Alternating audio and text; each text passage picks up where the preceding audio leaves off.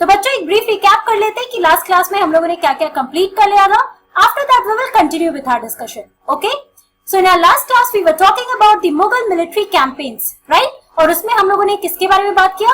We talked about Akbar, then we talked about Jahangir and then Shahjahan. फिर हमने देखा दैट सबसे ज्यादा अगर मिलिट्री कैंपेन किसके अंडर हुआ है बच्चों? So it is under the reign of Akbar, right.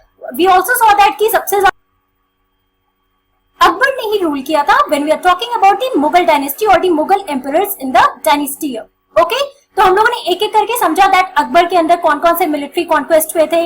After that we talked about Jahangir who was the successor of Akbar, right. Then we talked about Shahjahan who was the successor of Jahangir, right. तो बच्चों आज की class में हम लोग औरंगजेब के बारे में बात करने वाले हैं, who was one of the last important और one of the most powerful ruler. Okay, तो चलो बच्चों हम लोग औरंगजेब के बारे में देखते हैं that what was the military conquest और what was the reason that was conquered by Aurangzeb in his reign. Okay, so जैसे हम लोग ने लास्ट क्लास में देखा था शाहजहां के बारे में. So we saw that he had conquered the regions in the Deccan, right? He succeeded Jahangir और जहांगीर ने अपना लास्ट कॉन्क्वेस्ट किधर किया था? So there was less successful conquest in the region of Ahmednagar, Bidar, right? तो आज की क्लास में हम लोग देखने वाले हैं that how was Aurangzeb conquering all the other regions of the Mughal Empire. Okay, so in the northeast Ahoms were defeated in 1663 but rebelled again in 1680s. तो बच्चों मैंने Ahoms के बारे में बताया था that they were also rebelling and Shahjahan he had captured some of the regions of the Ahoms. But फिर से इसको recapture किया गया by Aurangzeb in the year 1663 and Ahoms were the rulers in Assam at that time. That is present day Assam right now. Okay. Also you will see that they rebelled again in 1680s. तो जैसे मैंने आपको last class में बताया था that these rulers who were present in these regions that were being captured by the Mughal emperors, so these rulers they were rebelling back again and again to get their region back, right? So it was not an easy task for all the Mughal emperors to extend their empire in the Indian subcontinent. उनको बहुत बार conquest करना पड़ रहा था क्योंकि कोई ना कोई वापस आके they were conquering the region back और इस तरीके से पूरा कॉन्क्वेस्ट बार बार बढ़ता ही जा रहा था, right? Also, Mughal intervention in the succession and interpolitics of the Rathore Rajputs of Marwar led to their rebellion. Okay, तो बच्चों बेसिकली उसके बाद कहाँ पे आप देखोगे तो मारवाड़ का region, again I am telling you, ये जो आपका राजस्थान का रीजन है वहां पे मारवाड़ रीजन है and the Rathore Rajput they were also rebelling at that point. Okay, campaigns against the Maratha chieftain Shivaji were initially successful. अगर हम लोग मराठास की बात करते हैं तो बच्चों ये यहाँ के इस रीजन में जो आपका महाराष्ट्र रीजन होगा, सो बेसिकली उस टाइम मराठास इसी रीजन में हुआ करते थे. ओके, एंड ऑल्सो मराठास के अगेंस्ट जो उसके मराठा चीफटन थे उस टाइम पे ही वाज शिवाजी, जिसके बारे में आप सीनियर क्लासेस में जाओगे then you will study about Shivaji also who was one of the greatest ruler at that time of the Marathas, right. तो शिवाजी के अगेंस्ट जो कैंपेन किया था औरंगजेब में वो इनिशियली सक्सेसफुल था but Shivaji was also very brave ruler so it was very difficult to suppress him. Also Bijapur was annexed in 1685 and Golconda in 1687. Final जो conquest था बच्चों, फाइनल एनेक्सेशन था that was of Bijapur and Golconda that was completed by Aurangzeb during his reign. अब आप देखो औरंगजेब के बारे में भी आपने देखा कि बेसिक आपको जो समझना है औरंगजेब के टाइम में बहुत ही ज्यादा डेक्कन कॉन्क्वेस्ट हुआ था. ये सारे रीजन जो आप देख रहे हो, ठीक है, बिरार, Ahmednagar, Bijapur, Golconda, Bidar, these regions were finally annexed under the reign of Aurangzeb. और आप जो ये रीजन पूरा देख रहे हो this was already under the Mughal Empire during the reign of Babur, Shahjahan, Akbar, Jahangir, right. ये रीजन्स ऑलरेडी कैप्चर्ड थे by these Mughal emperors, right.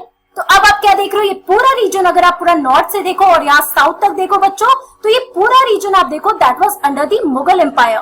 अब जब हम लोग बात करते हैं आफ्टर औरंगजेब तो बहुत ज्यादा सक्सेशन में कॉन्फ्लिक्ट होने लगा था because there was not any brave ruler और brave son who was able to succeed Aurangzeb. तो जितने भी भाई थे औरंगजेब के, जितने भी सन्स थे, उनमें काफी कॉन्फ्लिक्ट हो रहा था that who will succeed the throne. और इसी के बाद क्या होता है that Mughal empire was into Mughal empire started disintegrating, right.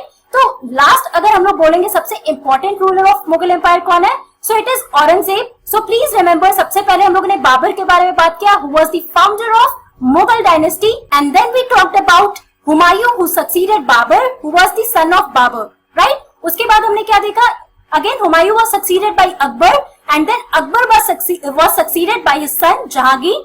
Jahangir was succeeded by his son Shah Jahan, and finally comes Aurangzeb, who was succeeded by Shah Jahan, right? So basically आप देखो ये पूरा लीनियज है, ये पूरे मुगल डायनेस्टी में आप जो देख रहे हो, एक के बाद एक रूलर आके रूल कर रहे हैं, and they were carrying out their military conquest in order to expand their empire. तो अब हमारा जो ये टॉपिक है अबाउट द मिलिट्री कॉन्क्वेस्ट बच्चों, ये हमने कंप्लीट कर लिया है। Now I would like to suggest you कि आपके एनसीईआरटी बुक में there is a table given, right, और उस पूरे टेबल में आपका ये मिलिट्री कॉन्क्वेस्ट दिया हुआ है। There is a detail about each and every Mughal ruler that I have discussed in this chapter here, right. So I will suggest कि आप उस पूरे टेबल को पढ़ो और सारे कॉन्क्वेस्ट को समझो, and also see at the map जो उसके बाद दिया हुआ है, you will see what are the major regions that have been captured by the Mughal emperors, by Akbar, by Shah Jahan, by Jahangir or by Aurangzeb, okay? Because it is important for you to understand कि कैसे ये पूरा expansion हुआ था, what were the regions that were under the Mughal Empire and how was it important for them, right? And why is it important to study in history after all, okay? तो अब मैं आपको suggest करूंगी पूरा चीज आप पढ़ना जो भी मैंने डिस्कस किया है। अब हम लोग अपना नेक्स्ट टॉपिक पढ़ते हैं, that is Mughal tradition of succession, कि मुगल ट्रेडिशन क्या हुआ करता था when we are talking about the succession. जैसे हमने देखा दैट बाबर के बाद हुमायूं, हुमायूं के बाद अकबर, अकबर के बाद शाहजहां, सॉरी अकबर के बाद Jahangir and then Shahjahan, then Aurangzeb, right. तो ये सक्सेशन ऑफ रूलर्स हो रहा है, राइट। तो यहाँ पे आप देखो कि what was this tradition that was followed while we are talking about the Mughal succession here, okay? So the Mughals did not believe in the rule of primogeniture where the eldest son inherited his father's estate. तो बच्चों मान लो कोई भी जैसे मैं आपको ये term बताऊंगी सबसे पहले, दैट इज योर प्राइमोजेनिचर, कि इसका मतलब क्या होता है when we are talking about succession. तो अगर आप देखोगे कि बेसिकली अगर हम किसी भी डायनेस्टी की बात करते हो तो उसमें क्या होता है, there is one particular ruler. For example अगर हम लोग बाबर का एग्जांपल लेते हैं, ओके, सो अगर मान लो बाबर के बहुत सारे सन्स होते, उसके बाद हमने हुमायूं के बारे में पढ़ा, तो let's say Humayun was the eldest son of Babar.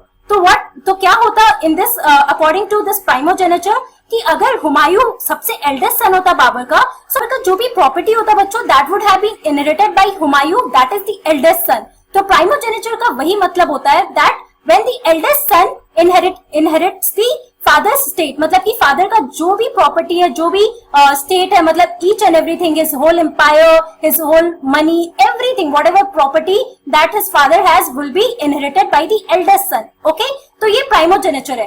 But हम लोगों ने देखा that Mughals they did not believe in this rule of primogeniture, okay, कि सारे प्रॉपर्टी, सारी state should be in the hand of eldest son. तो अब हम देखते हैं कि what was the Mughal tradition of succession here, okay. So the Mughals followed the Mughal and Timurid custom of co-parcenary inheritance or a division of inheritance amongst all the sons. तो बच्चों अब देखो कि ये लोग कौन सा ट्रेडिशन फॉलो करते थे of succession. So it was co-parcenary inheritance। अब इसका क्या मतलब होता है, unlike that of the rule of primogeniture जहां पे सब एल्डेस्ट सन को सारी प्रॉपर्टी मिलती थी, यहाँ पे क्या होता है कि सारे सन्स, जितने भी सन होंगे, सबके बीच वो प्रॉपर्टी डिवाइड होगी और वो भी equally, okay.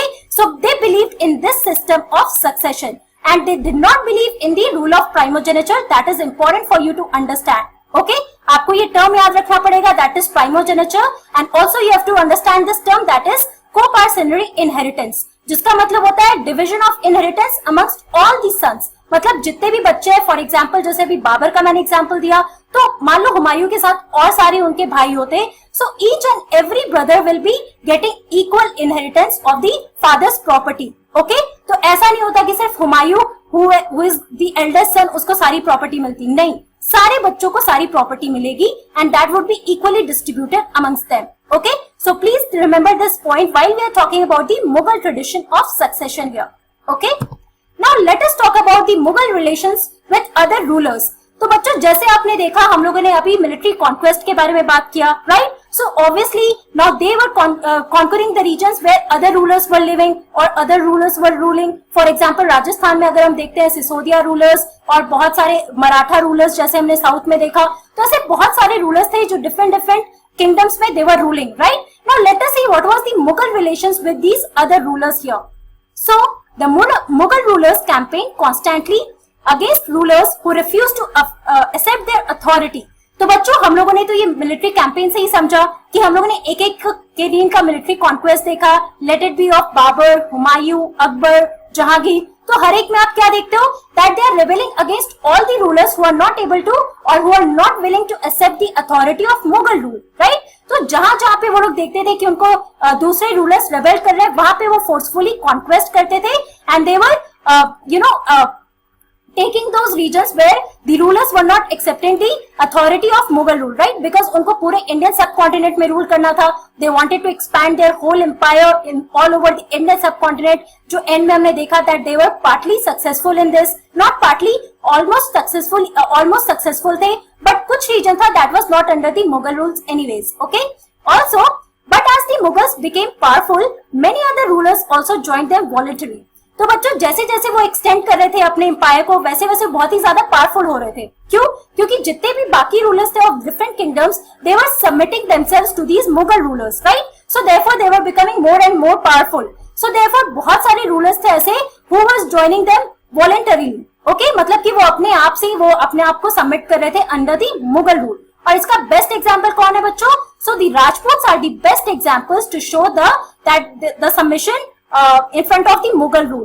So many of them married their daughters into Mughal families and received high positions, but many resisted as well. तो बच्चों क्या होने लगा था, अगर आप मुगल और राजपूत रिलेशन के बारे में पढ़ोगे तो आप देखोगे कि जितने भी राजपूत रूलर्स हुआ करते थे वो अपनी बेटियों की शादी किससे करवाते थे? मुगल रूलर्स से. क्यों करवाते थे? Because they wanted to have high position in the Mughal empire, right? क्या होता था कि जितने भी मुगल एम्पायर्स थे बच्चों, they wanted to marry the Rajput princesses. क्यों? क्योंकि उनको अपना एम्पायर भी एक्सपैंड करना था और इसके बदले वो लोग मैट्रिमोनियल अलायंस करते थे so that they would become more powerful in those regions. और सबसे ज्यादा और सबसे बढ़िया एग्जांपल आप कहां देख सकते हो? It was in the Rajputs where they married the Mughal emperors, they used to marry the Rajput princesses there, okay? तो बहुत जो राजपूत रूलर्स थे, they also for their own benefit wanted their daughters to get married to the Mughal emperors there. लेकिन कुछ ऐसे Rajput rulers थे जो resist भी करते थे, जो बिल्कुल नहीं चाहते थे that they should submit themselves in front of the Mughal emperors. Now let us see the example here. So the Sisodia Rajputs refused to accept Mughal authority for a long time. और जैसे हम लोग Mughal conquest में पढ़ रहे थे बच्चों, तो आपने सिसोदिया रूलर्स के बारे में पढ़ा, राइट? तो सिसोदिया राजपूत जो थे बच्चों, they were resisting the Mughal authority for a long time. बहुत टाइम के लिए वो लोग हमेशा लड़ाई करते थे. मुगल्स और सिसोदिया राजपूत के बीच बहुत लड़ाइयां होती थी, right? But finally they had to submit to the Mughal authority because they were defeated, okay? So once defeated, however, they were honourably treated by the Mughals, given their lands, that is watan, back as assignments, that is वतन जागीर. तो बच्चों please remember this point here. जो सिसोदिया राजपूत थे पहले तो वो बहुत oppose कर रहे थे मुगल एम्पायर को, but after that they were once defeated, they were also treated with honour. क्यों? This was the balance that the Mughal empires they wanted to create in order to rule efficiently, right? So therefore आप देखना कि जितने भी आपको Rajput rulers मिलेंगे उनको एक हाई पोजीशन मिलता था मुगल एम्पायर में, and also they were given their lands that was known as the Watan, and also the assignments that were given to them, so they were known as the Watan Jagirs, that were the holder of the lands, right? तो उसमें उनको revenues collect करना था from that particular land that they were assigned to. अब इस picture में आप देखो, जैसे मैंने आपको जोधा अकबर के बारे में बताया था, आपने मूवी या तो देखी होगी, नहीं तो आपने नाम सुना होगा. So this is the picture here showing Akbar and Jodha, who was also known as Harkabai. Now she was Rajput princess, and Akbar, he married this Rajput princess in order to strengthen his alliance with Rajputs and also for his own benefit, right? तो बच्चों ये आपने देखा कि कैसे Mughals और राजपूत के बीच relations जो है वो थोड़ा बहुत स्मूथ होने लगा था after they were becoming much and much more powerful, okay? तो आज की क्लास में हम लोगों ने क्या पढ़ा? We talked about the Mughal military campaigns of Aurangzeb. हमने देखा किस तरीके से औरंगजेब ही extended his empire in the Deccan, and also it was after Aurangzeb that there was fight among the sons and there was conflict of succession as in who is going to succeed the throne. और उसके बाद finally Mughal empire थोड़ा disintegrate करने लगा था, right? Also we talked about the Mughal tradition of succession that they did not believe in the rule of primogeniture but they believed in the concept of co-parency inheritance, जहाँ पे there was division of property amongst all the sons, okay? And also we talked about the relationships of Mughals and Rajputs. We saw that Rajputs, they had matrimonial alliance with the Mughal emperors, जहाँ पे Rajput princesses, they were being married to the Mughal emperors to strengthen their alliance, and also Rajput rulers, they wanted to get a high position in the Mughal empire, right? अब बच्चों हम लोग next class में we are going to discuss more about the mansabdars and the jagirdars. Basically हम लोग देखने वाले about the administration of the Mughal empire. So that's all for today. Thank you very much. Have a nice day.